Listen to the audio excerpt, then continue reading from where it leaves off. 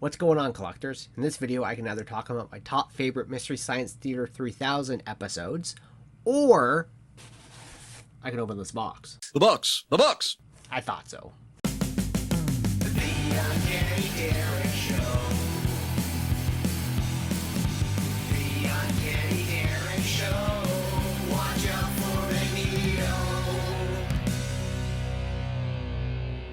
So first, just a little bit of housekeeping. Ryan from Colossus Collector here. If you don't follow him yet, please do. He does have a channel that he talks about comic books, of course, but there is a show that he has on his channel called The Council of X, where a bunch of YouTubers will get together and talk about X-Men. And he gifted all of us for Christmas these amazing Council of X t-shirts. So please go check out Ryan. Thank you so much again, dude. This is an awesome shirt. I'm so happy to be part of the council, and also great swag to come along with it. But box here, I got a few comic books in here, some X-Men related, some Fantastic Four related, and one complete offshoot one that I am very excited to talk about. So let me just get out trusty knife here and get started.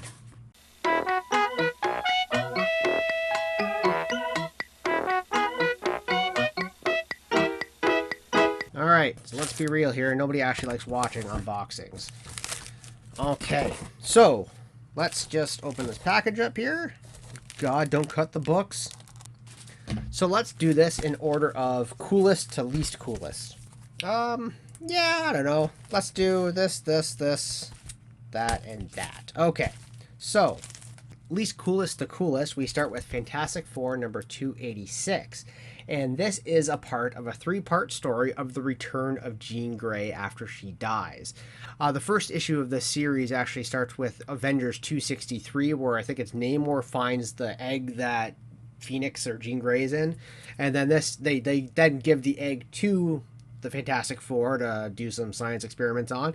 And then from this leads into X Factor number 1. So this is just a neat little X-Men side story, so to speak, that goes into the return of Jean Grey and the whole X Factor series. So yeah, there she is. Big surprise. Look at that. Like a phoenix. Touched like the very first time. So yeah, I've always wanted to have the little X-Men crossover here, so this has been pretty neat to add to the list. Next up, we're getting some Silver Age X-Men in here. I found a copy of X-Men number 17, And None Shall Survive. This is one of my favorite early covers of the book, because it's just obviously that whole red that's going on there. You have all the X-Men just knocked out. So story-wise, what happens is that this is after they fight the Sentinels. So issue 16 is with the Sentinels, the defeat Master Mold, and then somebody arrives, and you must not reveal the incredible ending to any living soul. So it's Magneto, and Magneto returns from in issue 11, The Stranger, which is also one of my favorite Jack Kirby covers. It's an X-Men cover. I'll throw it up here. It's an X-Men cover that really reminds me of like Journey in the Mystery or Strange Tales. So a really cool supernatural cover for the X-Men. But the Stranger launches Magneto up into space, if I recall correctly, and this is his return. So nobody was expecting him to come back, especially after the X-Men just had to deal with the Juggernaut, and then they just had to deal with a 3-part Sentinel story. So now Magneto returns, and X-Men number 17 knocks off another book that I needed in my collection. This, I know, when I got it, it is a little waterlogged. I know that it's not rusty or anything, covers attached and all. It just needs a really good press and maybe a little airy out. I haven't even opened it. Like, literally, this is the first I'm looking at it myself. So it looks really good. But the spine itself is a little, it's okay-ish. But it is super wavy. So, I mean, I could probably do a little bit myself there. But it does need a good press for it. So, great. This next book is not Marvel related at all. Well, I mean, it eventually does become Marvel related. This is Death Rattle number 8. And so, if you are familiar with Cadillacs and Dinosaurs, Cadillacs and Dinosaurs is the story of Xenozoic Tales reprinted into Cadillacs and Dinosaurs.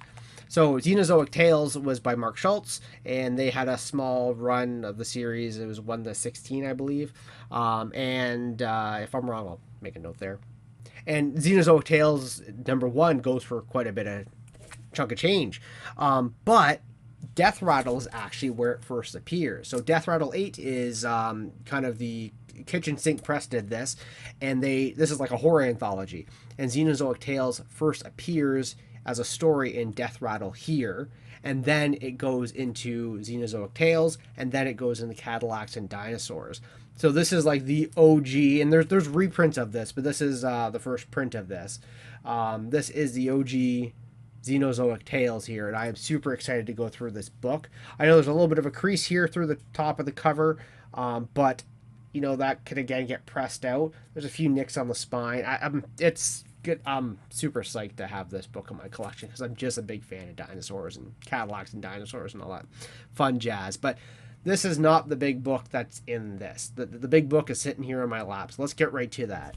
And actually, just before I do that, one thing I did know about Cadillacs and Dinosaurs is that GM actually owns the trademark to Cadillacs and Dinosaurs, and they licensed it to Marvel, which really, I guess I didn't really explain the tie-in to Marvel.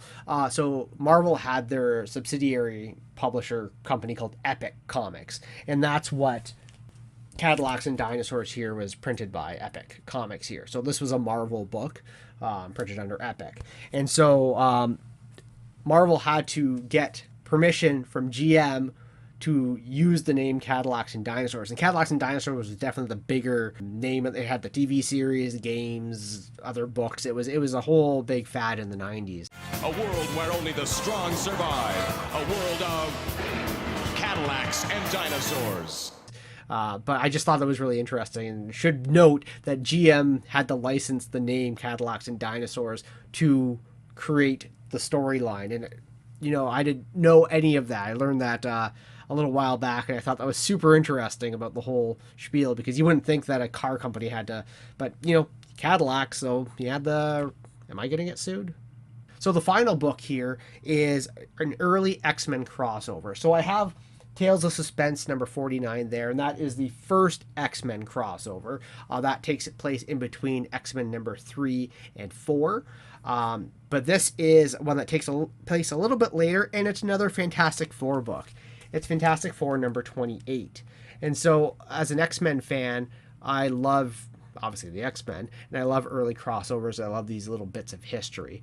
And so this is a really early version, or really early copy of the X-Men meeting the Fantastic Four. And this here takes place, I wrote it all out to explain it. All right, so what I'm going to do is on this side, I'm going to have what the actual release dates were for the books, and on this side, I'm going to have it how it should be read.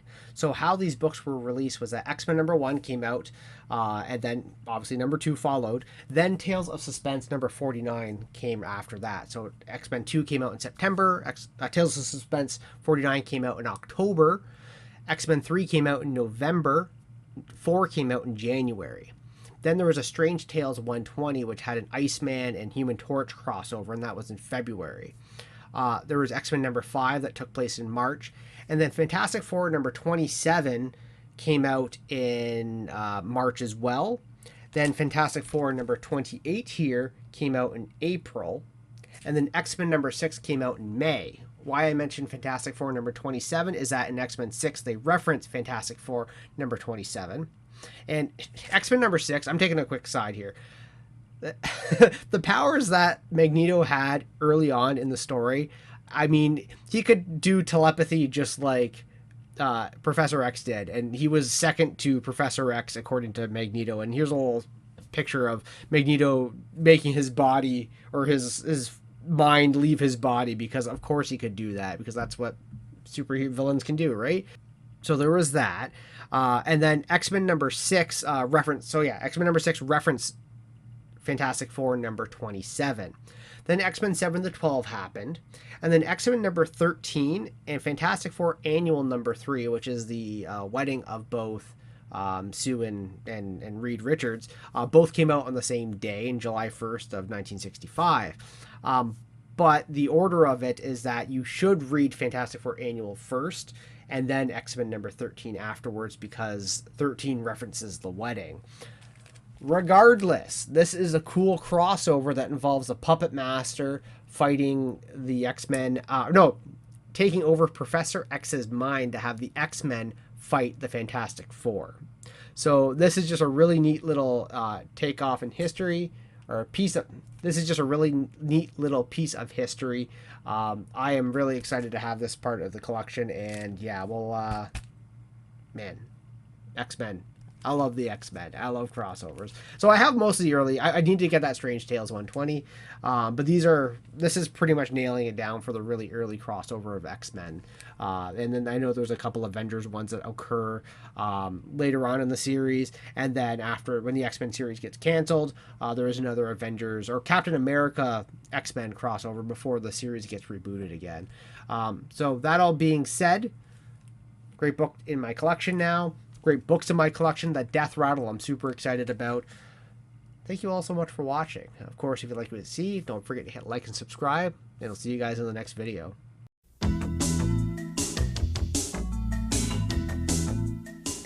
my favorite episodes are The Final Sacrifice, Space Mutiny, It Conquered the World, Party at Horror Beach, and Fugitive Alien.